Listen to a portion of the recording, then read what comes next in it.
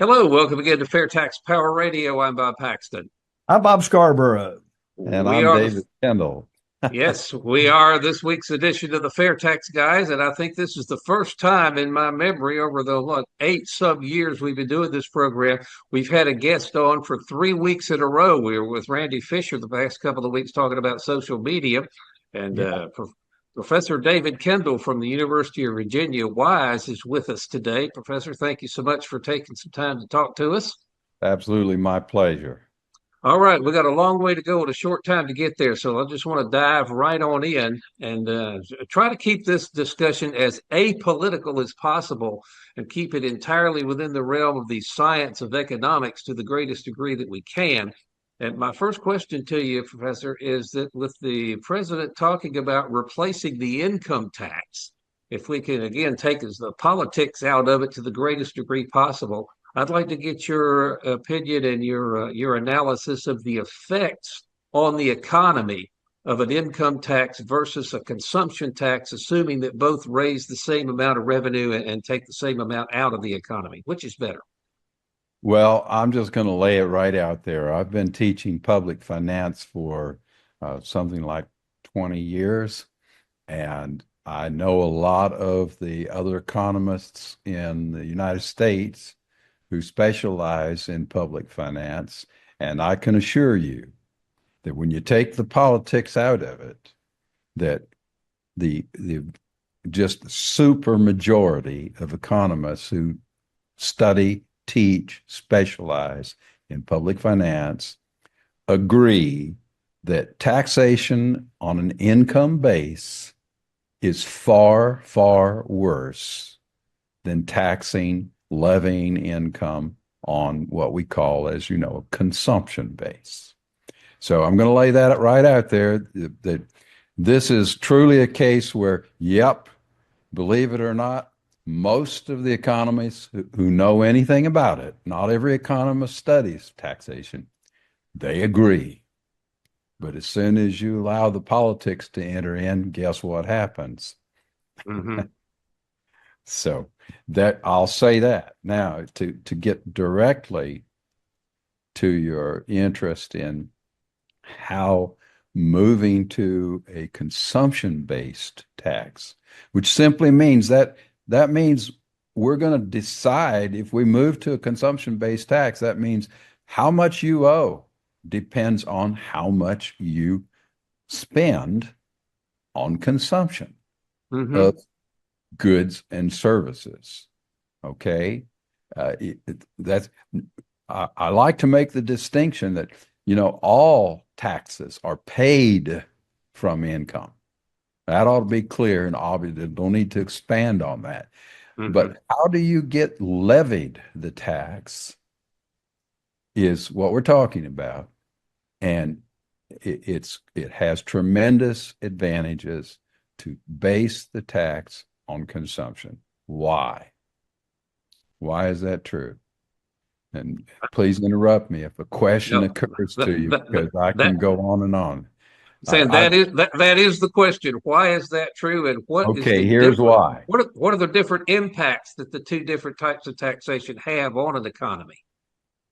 The most important impact, from my perspective, is that when we consume goods and services, what does that mean? That means we're not saving for the future. Now, if you take $1 and you put it under your mattress, that is saving. Mm-hmm. That's not going to do much good under your mattress, except that you'll have it there tomorrow or a year from today to spend that dollar. And everybody tries to save for the future. Some are better at it than others and have more ability to than others. But the point is, if you didn't save the dollar, that means you consumed. You consumed it. Well, now, why is that important? Here's exactly why that's important. I'll put it as simply as I can. The wellspring of economic growth is saving. End of story, period, top and bottom of it, left and right side. That's where growth comes from. Now, to people who are not economists and don't study this stuff and haven't thought about it because they're busy doing everything else that life demands of them, why is that so? Why is that true? Why is saving necessary to grow the economy? Well, if you think about it, something that we would have been willing to call human beings have been running around on planet Earth for maybe 200,000 years. Some say 300,000 years. And if truth be known, we're basically the same human beings that were running around 200,000 years ago. Oh yeah, we're a little fatter, at least I am, and I'm shrinking and widening, right, as I age. But so we're not any smarter, believe it or not. We are not any smarter. That's what the biologists tell me. We're the same folks. 200,000 years is nothing in the scheme of life. Okay. So uh, here we are. How is it that over the last 250 years, which is about how long it has been, only 250 years since almost everybody on planet Earth lived at the subsistence level of almost dying every day. Wow. That's startling information, isn't it? Well, it happens to be true information. Okay. You don't have to believe me.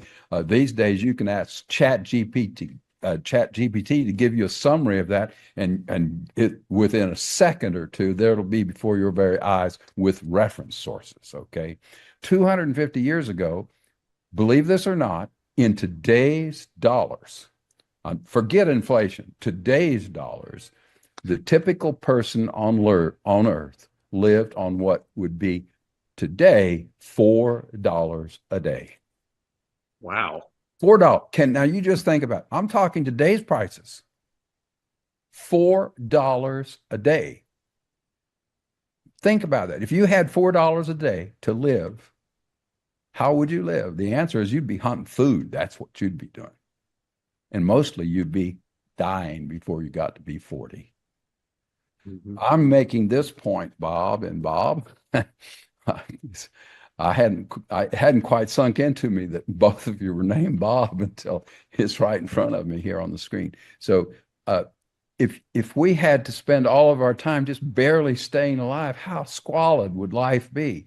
Well, you look around you, we have done really well, haven't we, in the last 250 years? That's how. How did that happen? That happened because of what we economists call capital, of all miserable things to call it. That word carries so much baggage, I can't believe it. Capital, though, from an economist perspective, when we're talking economics and not finance, is the real stuff that we use to produce. Which would you rather do? Dig a well with a shovel, or would you rather use a drill that comes on the back of a truck and can dig that well in a couple of hours down to a couple of 100 feet? Which you think would be better and easier and more productive? Well, the answer is easy. It's really easy. Well, that truck and that drill and the shovel, they're all capital, physical capital. Well, where does that come from? It doesn't pop into existence. Didn't fly in from Mars. The only source of economic growth is what? Saving. Savings and investments. Well, even if you don't invest, it's investing. You're talking finance now, as it happens. My other specialty is finance. I'm a financial economist, but I really like public finance a lot. But I do the other kinds of finance as well. You're talking about financial investment. I'm talking about the fact that you didn't consume it was investing for the future. Now, it's wonderful if what? If you have the Industrial Revolution, and then you have the Information Revolution, and then you have the Computer Revolution, and then you have the AI Revolution, you have all this technology that can be what? Embodied in capital goods. Well, what are capital goods? We just talked about that. That is the plant, the equipment, the machinery, the computers, all of the other things that humans, through our magnificent God-given intelligence, have been able to invent. Yep, And and the consumption tax will encourage those kinds of savings and investment by not Bob, taxing it, Bob, and the you've got income it. tax messes it up. You've got it because if you tax on a consumption base, you do not tax saving and hence the investment in capital goods, which permits us humans to just keep getting better and better and better. Let me sum it up this way. If the whole pie grows, everybody's slice, regardless of how big it is, grows too. If the Amen. whole pie does not grow, Bob, you're going to have to get a bigger slice from other Bob. Yeah. Uh-oh. Well, Y'all might come into a little conflict over that, especially since y'all got families and wives and kin and people you love. That might cause a little bit of conflict. Oh, not just a little bit. It's called war. Yeah, well, I'll tell you what, if there's only one plate of Mr. Barbecue, buddy, it's mine. right. I will not get in the way of Mr. Bob Paxton and a plate of Mr. Barbecue. Well, The I love whole barbecue. concept, the whole concept, Professor Kendall, Dr. Kendall, about saving is as Yes, important as, uh, from our perspective, with the fair tax. absolutely. How you go about making a business. And you made a comment just in the last section there about business and about innovation and things. If way we look at it is opportunity becomes greater for innovation when you don't have the myriad challenges with compliance for the income tax as a business owner. Even a small business owner, not to mention what a floor full of IRS type accountants to help a large business navigate the challenges of the income tax. A little guy like me, I can end up with coming up with a great idea with the amount of time that I'm not spending on tax compliance when it comes to income. And I think that's just as important as savings. When you think about savings, you can also not only think about the material savings of a dollar, but also the material savings of time, and how you can repurpose that time for making, come up with a new idea. Now I don't have that pressure on me to deal with the Internal Revenue Service on almost weekly, monthly, quarterly basis. Now I can do things that will help me grow my business and help me provide a better service or more efficient service to the people that I'm working with to help serve them. That is all well said and absolutely spot on. You know, I tell my students, if I sat down and tried to figure out what's the most miserable, sorry way to fund government that we could think of, guess what we would come up with? We would come up with an income tax. That's Hmm. what we would do for all those reasons you said. Why do you think the United States tax code has tens of thousands of mind-numbing, eye-glazing words?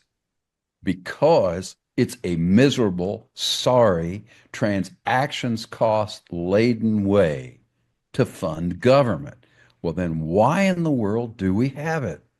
Well, that's a different question. I won't go down that rabbit hole unless you want me to. Yeah, that's a political with the Congress Yeah. critters and the lobbyists and everything else like that Yeah, out we there. all But kind of know, don't we? I don't yeah, really have to hold forth on that because we all yeah, kind of know. But yeah. everything that Bob just said was accurate, spot on.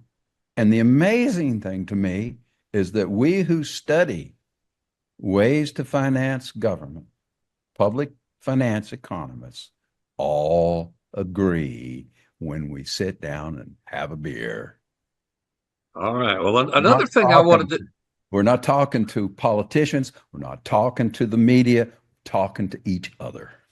absolutely. Well, another thing I wanted to get your thoughts and comments on, the President Trump seems to be in love with the word tariffs. I would like Uh-huh. you to explain the difference within the economy of funding the economy with tariffs versus funding the economy with a consumption tax. I'm glad you asked that, Bob, because as it happens, and you might have imagined, I've been compelled to do a lot of thinking about tariffs of late. Now, as it happens, I'm not teaching public finance this semester, so it's given me a little more time to do a little more deep diving and refreshing my thinking about tariffs.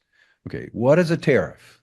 Well, right off the bat, I'm going to tell you that a tariff is a sales tax, but it happens to be a particular kind of sales tax. It's what we call a specialized sales tax or well, let's just leave it at that. It's taxing, it's closer to an excise tax.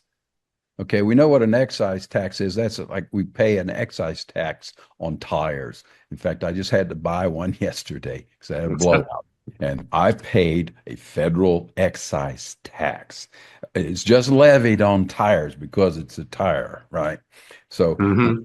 is a tariff. It's kind of like an excise tax, which is a sales tax. It's a sales tax. It's levied directly on my purchase of that tire. But what is it? It happens to be levied on goods that come from outside the borders of the United States. Well, all kinds of things come from outside the borders of the United States. So the first thing to answer the question and get right down to it, it's a sales tax. Okay. But it's a particular kind of sales tax. I want to make this point because it's such an important point, and so many people don't have a clue about countries don't trade with countries. Virginia doesn't trade with Texas. Who does? Mm-hmm. People trade with people. Now, there are businesses all around the world, and individuals own and work in those businesses, and they generate their income that way. They just happen to live somewhere else. They happen to live outside the United States. Individuals, businesses, which are individuals, a small collection of individuals, they're the ones doing the trading that tariffs get levied on. Well, what's a tariff? Remember, it's just a sales tax. So if the United States federal government, and that's where it comes from, because states don't have the ability to do it, which is probably a good thing because they might, they impose a law that says we're going to have a sales tax if that good came from outside our borders. Okay, so we could do that between states, except the Constitution, our founders were smart enough to prohibit it. It was one of the limitations of being a state. You couldn't tax a sales of goods and services across state lines. You still can't, thank goodness. Think of the mess we'd have. That's why the EU got formed, because they were all in the business of doing that years and years ago. And they decided this is stupid. We're just we're beating ourselves to pieces. Well, they're still beating themselves to pieces in some other ways, but that was a really stupid low-hanging fruit to get rid of that. So it's just a tariff is a sales tax, all right? And it's imposed on a particular category of goods. Okay, so that's what it is. Now, what effect does it have? Well, it has the same effect that any sales tax has. Now, this is the interesting part that most people don't understand. And they're to be forgiven. Why in the world would they understand? It takes a lot of time thinking about this stuff and studying it to come to understanding it. When a sales tax is imposed on any good, say we're here and we don't have a sales tax yet, and we impose the sales tax on any good, doesn't matter what it is, guess who bears the burden of that tax? Person who buys the good. Not so immediately. In the long run, Okay. in what economists call the long run, that's going to turn out to be true. But in the short run, and most people just don't know this, part of the burden of the tax is borne by the seller. Okay, you have Uh, educated me. you know, I cannot explain this to you in the time we've got here today. You're just going to have to raise your right hand and say, he looks like an honest guy to me. I'm going to believe All because right, it's I'll do that. true. I'm not lying to you. You can, again, yeah, I love Chat GPT, by the way. AI is going to change the world in ways that nobody's even imagining yet. But you can go right back as soon as we get off here and ask Chat GPT to explain that to you. And guess what? It can do it. Okay. Anyway, in the very short run, if somebody, and we know who that somebody might be, imposes a tariff from any goods that are coming from any particular country, which is a really I won't go there. But if they do that, what's going to happen? The seller is going to bear part of the burden of that, and the buyer, that'd be us in the United States, or business in the United States, is going to bear part of the burden that's going to be borne. And guess what? They're going to have to negotiate over who bears what part in the short run. Because as soon as that tariff is imposed, well, of course, the seller of that good would like to have that sales tax borne entirely by the buyer, right? Mm-hmm. Sadly, that isn't what happens. Okay. Uh, you're going to have to negotiate it. Who? The businesses that are involved in the importing and the exporting. If you want a specific example, let's take a popular one. Let's suppose that some business in the United States wants to import some car part that's being manufactured in China. Okay. That's And pretty so realistic. that's completely realistic. I mean, there's so many inputs to production in the United States that are coming from China right now. It'd make the mind boggle. Okay, so here's this company called Ford, and Ford needs some car parts called a pump. And so they figured out that the best way to get that pump, because it's a good quality pump, is to buy it from some business in China, right?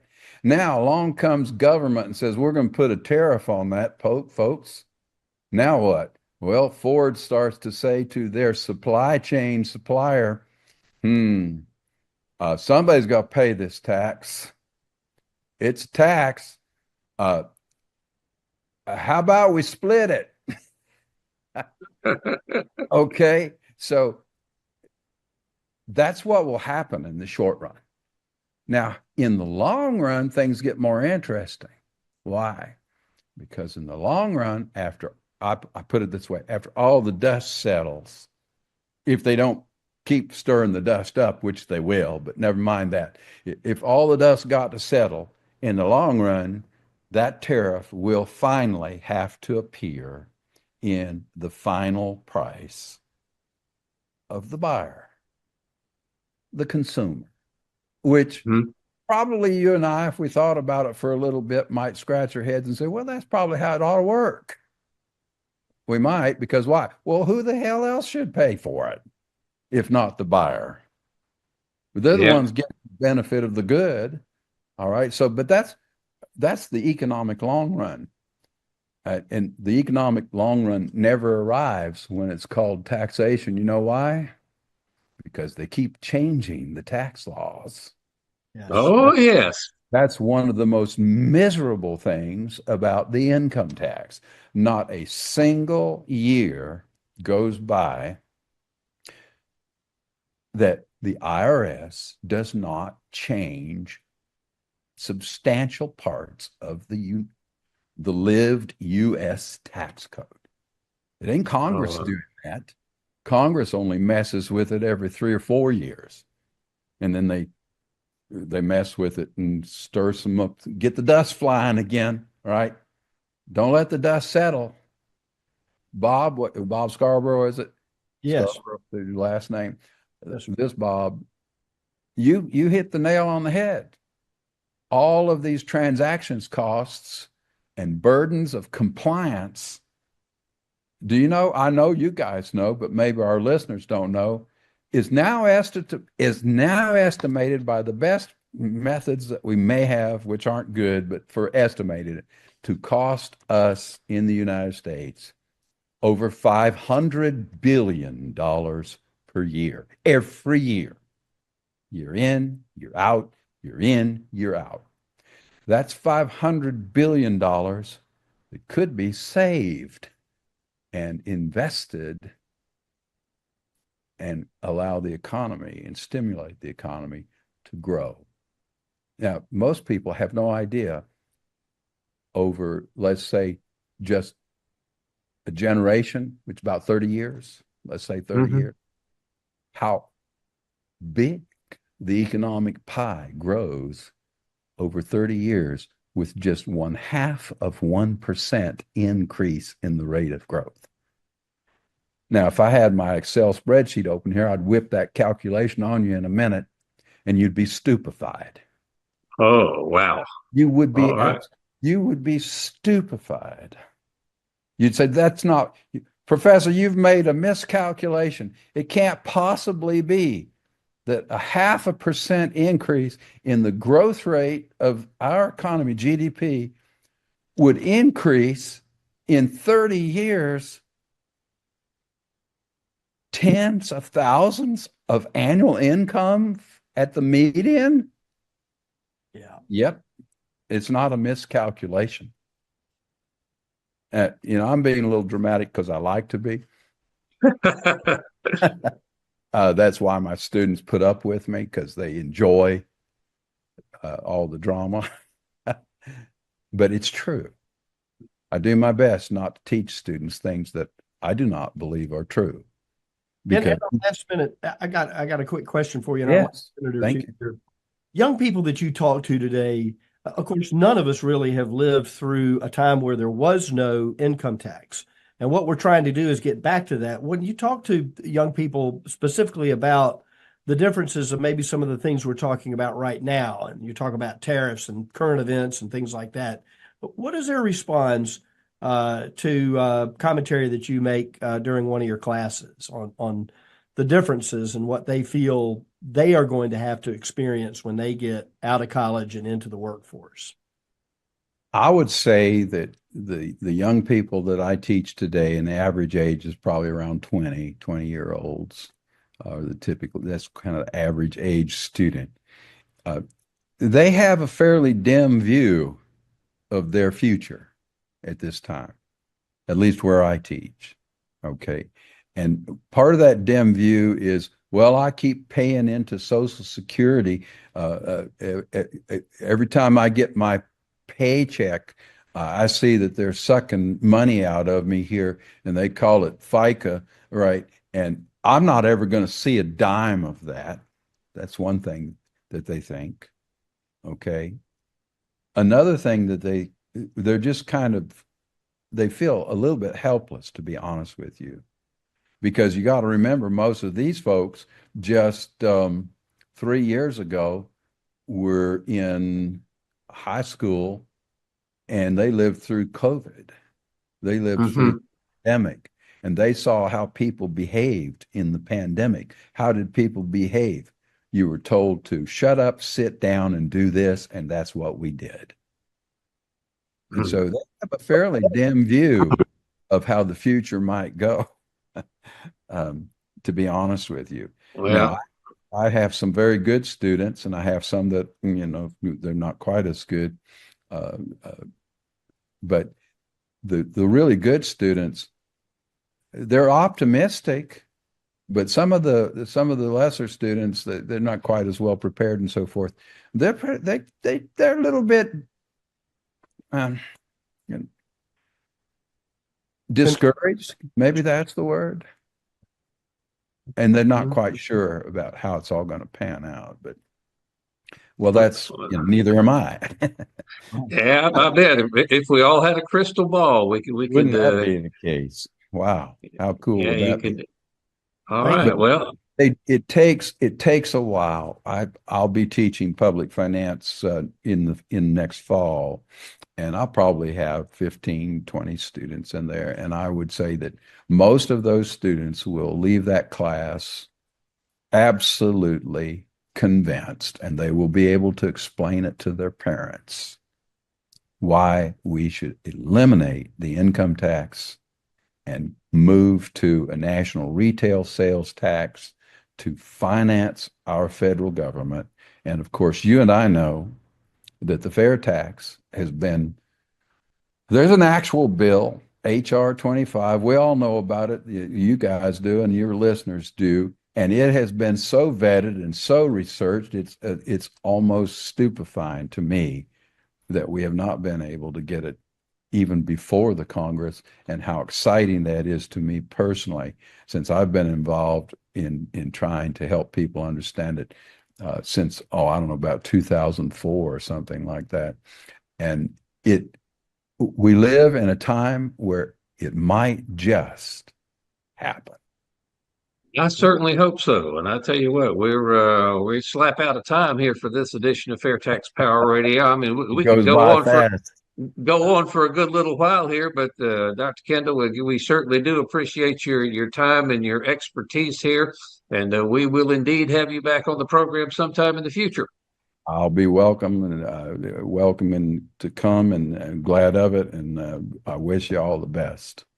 All righty. Well, that's going to wrap up this edition of FAIRtax Power Radio. Thank you so much for watching, listening, and sharing the videos. We will see you back here same time, same station on the official Facebook page and also the FAIRtax Guys YouTube channel. But until we meet again, we've got to go. I'm Bob Paxton.